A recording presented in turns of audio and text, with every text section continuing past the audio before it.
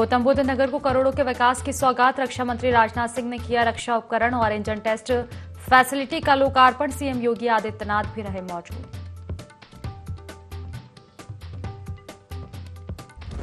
जालौन में कपल का वीडियो बनाने को लेकर बवाल। दो समुदाय भिड़े, मारपीट के साथ हुई आगजनी। आरोपी के घर पर चला बुलडोजर।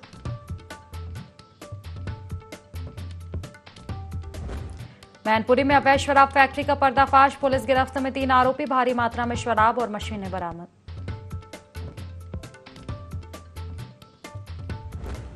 सिद्धार्थनगर में वन माफिया के हौसले बुलंद। महारथा गांव में काटे जा रहे हरे पेड़। कार्रवाई के नाम पर हो रही खानापूर्ति। विभागीय कर्मचारियों पर मिलीभगत का आरोप।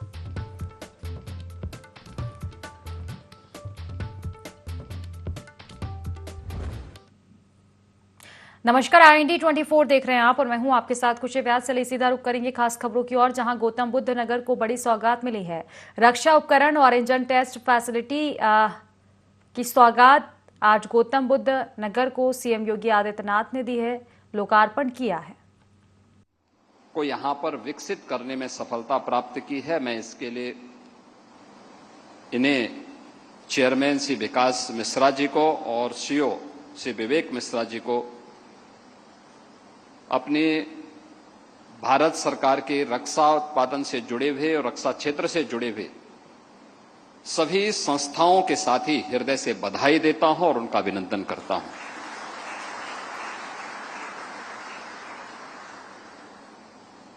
आपने देखा होगा अभी हाल ही में यह देश 1947 से लगातार विभिन्न प्रकार की चुनौतियों का सामना करता रहा है और प्रत्येक युद्ध का पैटर्न हर एक युद्ध ने बदलते हुए भी देखा है। ऑपरेशन सिंदूर ने युद्ध के एक नए दौर में प्रवेश किया। उसने भारत के सामर्थ्य और शक्ति का एहसास तो दुनिया को कराया ही, लेकिन हम सबकी आंखों को खोलने के लिए बहुत सारे ऐसे अवसर और ऐसे मौके भी हम लोगों को दिए हैं जो हमें भविष्य की चुनौतियों से जूझने और उनका सामना करने के लिए एक नई प्रेरणा भी प्रदान कर चुके हैं। और उस दृश्य से अपने आप को तैयार करना यह आज की आवश्यकता है, क्योंकि हम सब इस बात को जानते हैं कि आपके पास ताकत है तो दुनिया आपके सामने नतमस्तक होगी। और ये आज से नहीं, प्राचीन काल से ही भारतीय मनीषा तो इस बात को मानती रही है। जब महाभारत के युद्ध के दौरान गुरु द्रोणाचार्य से ही पूछा गया था कि आप शस्त्र धारण क्यों कर रहे हैं, तो उन्होंने एक ही बात कही थी। उस समय उनकी जो प्रेरणा थी वह केवल उस कालखंड के लिए नहीं थी। अग्रतः चतुरो वेद पृष्ठतः सश्रम धनु, यानी शस्त्र और शास्त्र का, जिसके बारे में भारतीय मनीषा बार बार कहती है कि शस्त्रेण रक्षते राष्ट्रे शास्त्र चिंता प्रवर्तते, यानी शस्त्र और शास्त्र दोनों में जब बेहतर समन्वय होगा तब कोई राष्ट्र शक्तिशाली होगा। और जब आप शक्तिशाली हैं तो अगला व्यक्ति शांति की अपील करते हुए आपके सामने आएगा। शांति मांगने से नहीं होती है। आप देखते होंगे एक बकरी जिंदगी भर मिमियाती रहती है लेकिन कोई उसको बख्शता नहीं है, उसका मालिक हो या कसाई हो। उसकी जो दुर्गति होती है अंततः वो मिमियाते मिमियाते अंततः दुर्गति को प्राप्त हो जाती है। लेकिन एक शेर अपनी दहाड़ से न केवल जंगल का राजा होता है बल्कि सब पे शासन करने की सामर्थ्य भी रखता है और सबका एक हीरो भी होता है। आप किसी जू में जाइए तो जू तब तक अधूरा होता है जब तक वहां कोई टाइगर नहीं है। आप ढेर सारे वहां जानवर रख लीजिए, लेकिन लोगों को अच्छा लगेगा। लेकिन एक टाइगर है तो मान के चलिए कि हर व्यक्ति वहां जरूर जाकर के देखने का प्रयास करता है, और यह उन सब के लिए भी है। और इसी के लिए कहा गया कि वीर भोग्या वसुंधरा, महाराणा प्रताप ने ही कहा था। उत्तर प्रदेश इस देश से पहले से बहुत समृद्ध रहा है, और खासतौर पर उत्तर प्रदेश में पहले से ही 9 ऑर्डिनेंस फैक्ट्रीज पहले से यहां पर कार्यरत हैं। आज भी वे सफलतापूर्वक रक्षा उत्पादन के लिए अपना कार्य कर रही हैं। और डिफेंस पीएसयूज भी यूपी के अंदर 4 पहले से मौजूद हैं, जो बहुत सफलतापूर्वक रक्षा क्षेत्र में अपनी भूमिका का निर्वहन कर रहे हैं। इसी के साथ खबरों में आगे बढ़ेंगे। खबर जालौन से है, जहां बवाल और आगजनी के आरोपी के घर पर बुलडोजर चलाया गया। बीती रात शताब्दी ट्रैवल एजेंसी के कार्यालय पर कपल का वीडियो बनाने को लेकर मारपीट के बाद बवाल हुआ था। आरोपियों ने 2 बाइक जला दी थी। मामले में पुलिस ने 5 आरोपियों को गिरफ्तार किया है।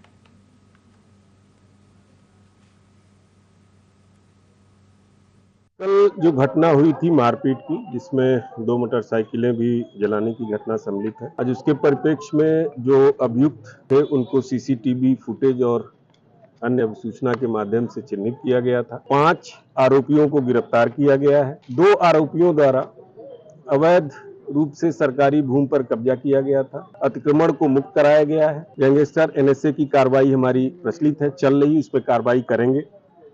और इनका जो नेटवर्क है, आपराधिक नेटवर्क, उसको हम लोग शीघ्र ही ध्वस्त करेंगे। 12 लोगों का चिन्हीकरण अभी तक हो चुका है, जिसमें से 5 की गिरफ्तारी हम कर चुके हैं। शेष के लिए टीमें हमारी रवाना है। सवारी बिठाने को लेकर आपस में 2 पक्षों में विवाद था, इसमें कोई सांप्रदायिक एंगल नहीं।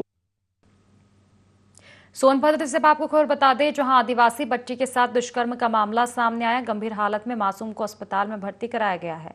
परिजनों की शिकायत पर मुकदमा दर्ज कर पुलिस छानबीन में जुटी है।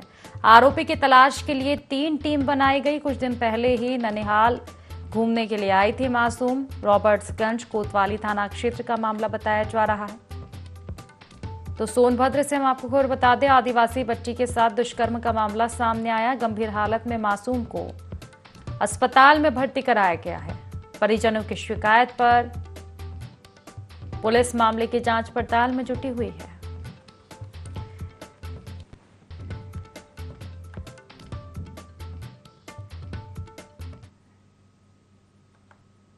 मैनपुरी पुलिस ने शराब तस्करों पर बड़ी कार्रवाई करते हुए कोतवाली क्षेत्र के गांव अभई में चल रही अवैध शराब फैक्ट्री का भंडाफोड़ किया। छापेमारी के दौरान पुलिस ने बड़ी मात्रा में अंग्रेजी देसी शराब, hologram sealing machine, heating machine, हजारों क्यूआर कोड, पैकिंग सामग्री और शराब सप्लाई में उपयोग होने वाला एक टेम्पो बरामद किया। मौके से अमित, टिल्लू और ओम प्रकाश को गिरफ्तार किया गया है, जो पहले भी अवैध शराब कारोबार में जेल जा चुके हैं। पुलिस अधीक्षक के नेतृत्व में यह कार्रवाई की गई।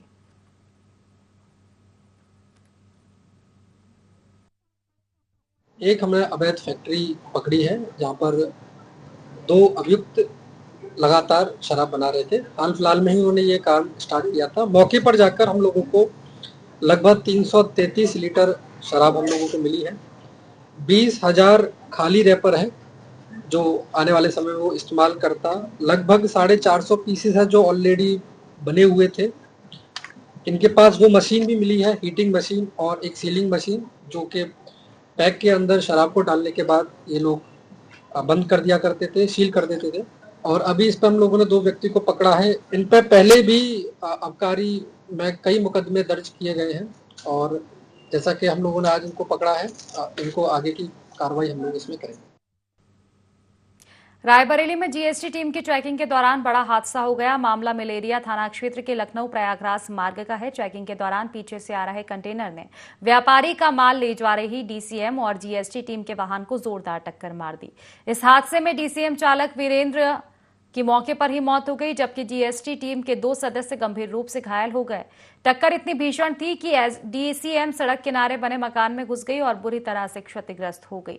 वहीं टक्कर मारने वाला कंटेनर भी सड़क किनारे खाई में आधा पलट गया। बताया जा रहा है कि जीएसटी टीम काफी दूर से डीसीएम का पीछा कर रही थी। फिलहाल पुलिस पूरे मामले की जांच में जुटी है।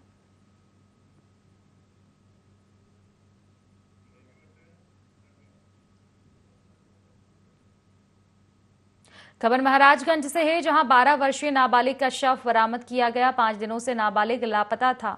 मामले में परिजनों ने हत्या की आशंका जताई है। आक्रोशित ग्रामीण पुलिस पर लापरवाही का आरोप लगाते हुए जमकर नारेबाजी कर रहे हैं और जमकर हंगामा भी उन्होंने किया।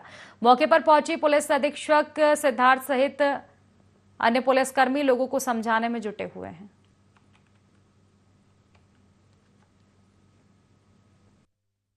महाराजगंज क्षेत्र में एक 12 वर्षीय बालक हिमांशु चौधरी, जो चिवराहा वार्ड नंबर 19 का रहने वाला था, के गुमशुदा होने की सूचना प्राप्त हुई थी।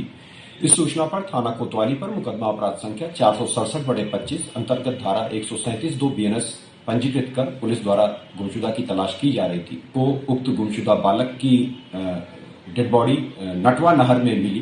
पुलिस द्वारा शव को निकलवाकर मर्चरी में रखवाया गया। मृतक के परिजनों तथा कुछ अन्य ग्रामवासियों द्वारा घटना में सम्मिलित अभियुक्तों के विरुद्ध प्रभावी कार्रवाई की मांग को लेकर प्रदर्शन किया गया। कन्नौज से हम आपको खबर बता दें, जहां पुलिस महकमे में तबादला को लेकर हड़कंप मचा हुआ है। आपको बता दें, कन्नौज से खबर हम आपको बता रहे हैं, जहां तबादला कानून व्यवस्था मजबूत करने के लिए एसपी विनोद, आपको बता दें कि तबादले को लेकर ये जुड़ी खबर हम बता रहे हैं हम आपको कन्नौज से। एसपी विनोद कुमार ने बड़ा फेरबदल किया है। 2 महिला एसआई समेत 24 सब इंस्पेक्टरों का कार्यक्षेत्र बदला गया है। तो पुलिस लाइन में तैनात 11 सब इंस्पेक्टर चौकी प्रभारी बने। 3 चौकी प्रभारियों का कार्यक्षेत्र बदला गया। रामाश्रम चौकी प्रभारी हरीश कुमार को नौरंगपुर चौकी की जिम्मेदारी मिली है। सुरेंद्र पाल सिंह रामाश्रम चौकी प्रभारी बने। करणवीर सिंह को मकरंद नगर चौकी की कमान मिली। अंकित यादव खड़नी चौकी प्रभारी बने हैं। मुनीश कुमार सकरावा के इंचार्ज बने हैं।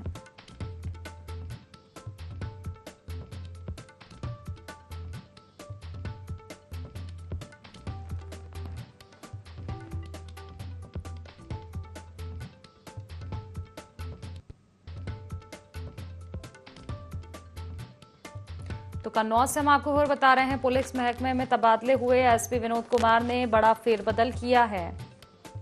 एसपी विनोद कुमार ने ये बड़ा फेरबदल किया।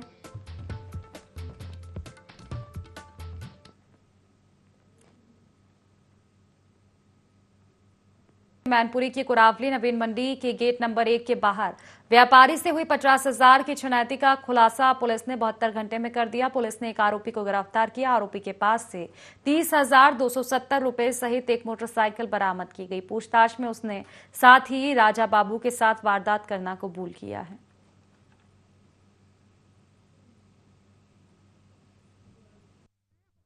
कुरावली थाना क्षेत्र में नवीन मंडी जो है उसके गेट नंबर 1 पर 50,000 रुपए की एक छिनैती की गई थी आरतिया से। कुरावली की जो पुलिस है, इन लोगों ने मिलकर एक जॉइंट ऑपरेशन किया। जॉइंट ऑपरेशन में जो हम लोगों को सूचना मिली थी, उसमें मोटरसाइकिल से जब छिनैती की गई थी तब उसमें 2 व्यक्ति थे, जिसमें से आज एक व्यक्ति जिसका नाम मोनू है, जिसको पुलिस ने आज सिरसा पुल से पकड़ा है। इनसे मौके से 30,000 रुपये भी बरामद हुए हैं। वो मोटरसाइकिल भी बरामद हुई है जो उस घटना को अंजाम देने के लिए किया गया। बस्ती के बरदहिया चौराहे पर पुलिस अधीक्षक अभिनंदन ने पुलिस बूथ का उद्घाटन किया। कार्यक्रम में मुख्य अतिथि पूर्व विधायक संजय प्रताप जायसवाल सहित कई पुलिस अधिकारी और स्थानीय लोग मौजूद रहे। पुलिस बूथ से क्षेत्र में कानून व्यवस्था और ट्रैफिक व्यवस्था को मजबूती मिलने की उम्मीद है। स्थानीय लोगों ने इसे जन सुरक्षा की दिशा में अहम कदम बताया है।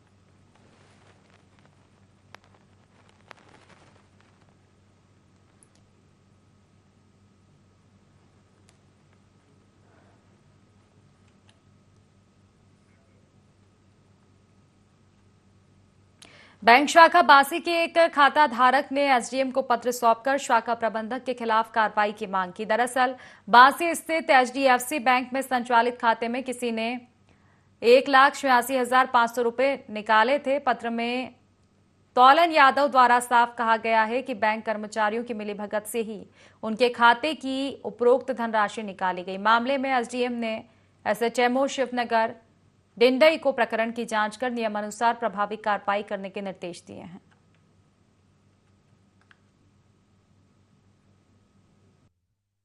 बासी तहसील में खड़ा हूं, जो एक तौलन यादव करके हैं, उनका साइबर सेल में बैंक के द्वारा उनका 1,00,000 कुछ 1000 रुपया जो ठगी हुआ है उसको लेकर लगातार ये सिद्धार्थ नगर से बांसी तहसील में दौड़ रहे हैं।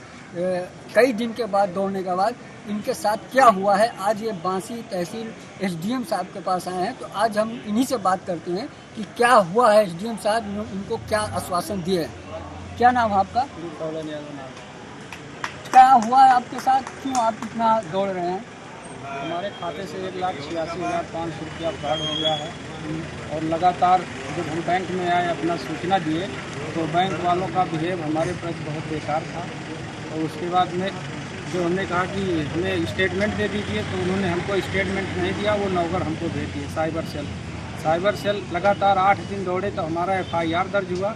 FIR दर्ज होने के दरमियान में जब हम मीडिया कर्मी से मिले और उसके बाद में जब वहाँ बैंक पे गए वीडियो बनाने के तत्पश्चात वो ताकि हमको 8 दिन बाद स्टेटमेंट दिए हैं। स्टेटमेंट देने के बाद में वो अंदर हमको बैठाए और मीडिया कर्मी को भी कह रहे थे कि हमारे जो गार्ड से बदतमीजी कर रहे थे, अभी DM साहब को मेल कर देंगे तो इनकी मीडिया कर्मी कल है सब घुस जाएगी। संभल की चंदौसी कोतवाली पुलिस ने 14 वर्षीय सुमित की हत्या का खुलासा कर दिया। पुलिस ने वारदात को अंजाम देने वाले एक नाबालिग समेत 2 आरोपियों को गिरफ्तार किया। आरोपियों ने सुमित को गला रेतकर मौत के घाट उतार दिया था। फिलहाल पुलिस मामले की जांच में जुटी है।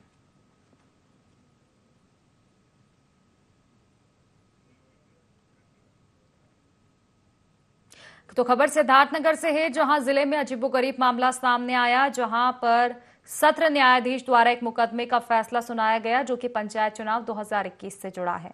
पूरा मामला जिले के बांसी क्षेत्र के जिला पंचायत सदस्य क्षेत्र वार्ड नंबर 28 का है, जहां पर उस पंचायत चुनाव के समय के परिणाम में सुनरा देवी को विजय घोषित किया गया था। वहीं इस फैसले से असंतुष्ट रीता देवी पत्नी गंगाराम मामले को लेकर न्यायालय सत्र न्यायाधीश के यहां पर एक याचिका दाखिल करने पहुंची थी और अब लगभग 3.5 साल बाद इस मामले में फैसला आया और पुनः काउंटिंग के बाद रीता देवी को 5 वोटों से विजय घोषित किया गया।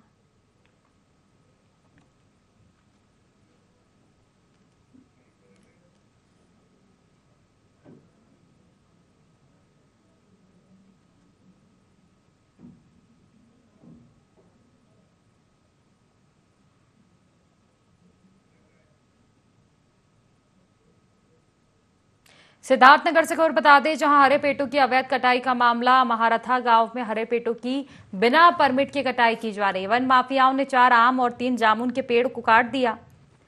आपको बता दें कि ट्रॉली में लाद कर आरा मशीन भेजे गए पेड़ जिम्मेदार विभागीय अधिकारी कार्रवाई के नाम पर सिर्फ खाना पूर्ति कर रहे हैं। कर्मचारियों की मिलीभगत से पेड़ कटाई को खुली छूट मिल रही है। विभाग को जानकारी तक नहीं है कि कहां अवैध कटाई हो रही है। स्थानीय लोग नाराज है। जिम्मेदारों पर ठोस कार्रवाई की मांग की जा रही है।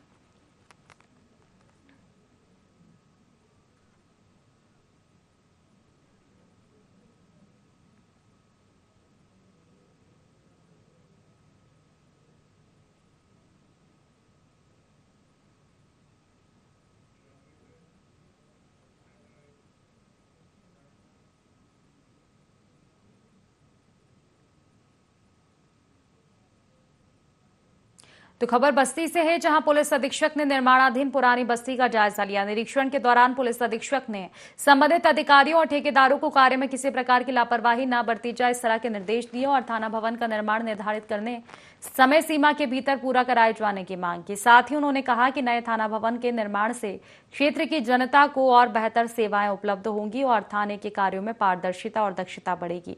इस मौके पर PRO पुलिस अधीक्षक समेत थाना पुरानी बस्ती के अधिकारी और कर्मचारी मौजूद रहे।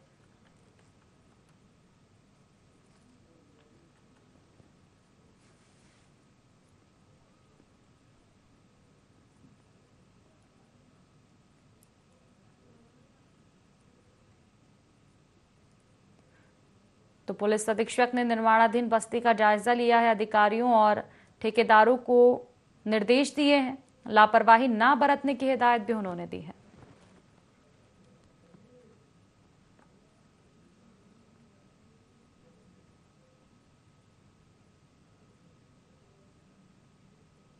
कैबिनेट मंत्री जयवीर सिंह ने रायबरेली के दीनशाह ग्वारा विकासखंड में 13 विकास कार्यों का शिलान्यास किया और प्राचीन दुर्गा मंदिर के जीर्णोद्धार के लिए करोड़ों रुपए की स्वीकृति दी। इस दौरान जनसभा को संबोधित करते हुए मंत्री जयवीर सिंह ने कांग्रेस पर निशाना साधा और कहा कि मोदी जी पर की गई अभद्र टिप्पणियां निंदनीय है, देश इन्हें माफ नहीं करेगा।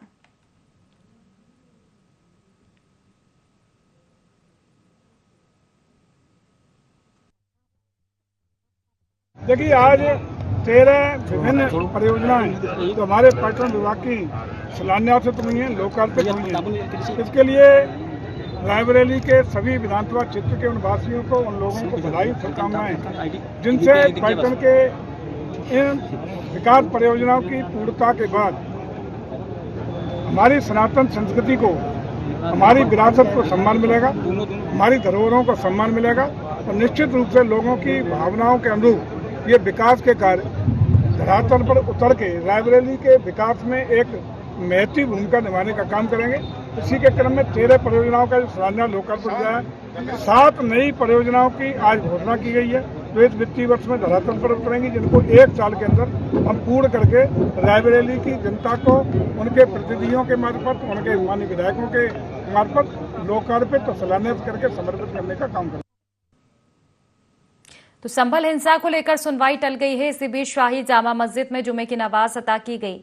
इस दौरान भारी संख्या में पुलिस बल मौजूद रहा, साथ ही आरआरबी के जवान भी तैनात रहे। आपको बता दें कि पिछले साल हिंसा के दौरान 5 लोगों की मौत हो गई थी। इसको लेकर मामला कोर्ट में विचाराधीन है।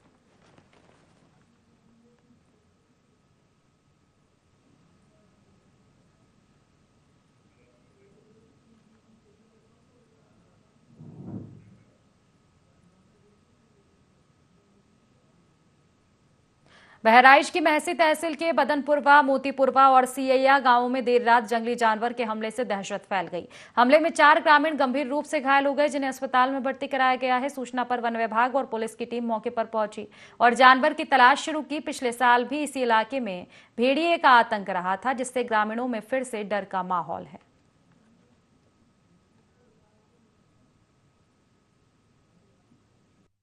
चार लोगों पर हमला हुआ है, जिसमें 2 पुरुष 2 महिलाओं पर वन्य जीव के द्वारा हमला किया गया है और उनका प्राथमिक उपचार कराया गया है और उनको टेटनस और रेबीज से संबंधित इंजेक्शन लगाने की व्यवस्था की जा रही है।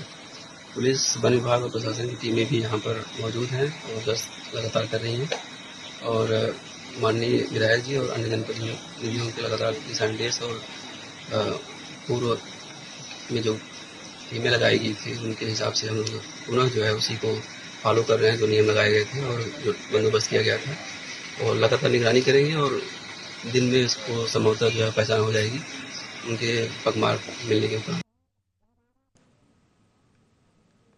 सोनभद्र में यूरिया खाद की कमी को लेकर किसान लगभग 20 दिनों से परेशान हैं। खाद नहीं मिलने की वजह से किसान पूरे दिन कोऑपरेटिव सेंटर पर खाद के इंतजार में लाइनों में लगे दिखे। आलम यह हो गया कि जहां 1000 बोरी खाद की जरूरत है, वहां पर केवल 200 बोरी ही खाद पहुंच रही है। इसकी वजह से किसानों में काफी आक्रोश है। पूरे मामले को लेकर सपा सांसद छोटेलाल खरवार ने जमकर सरकार को घेरा। उनका कहना है कि एक तरफ सरकार किसानों की आय दोगुनी करने की बात करती है, वहीं किसानों को खाद, बिजली, पानी जैसी मूलभूत सुविधाएं भी उपलब्ध नहीं हो पा रही है।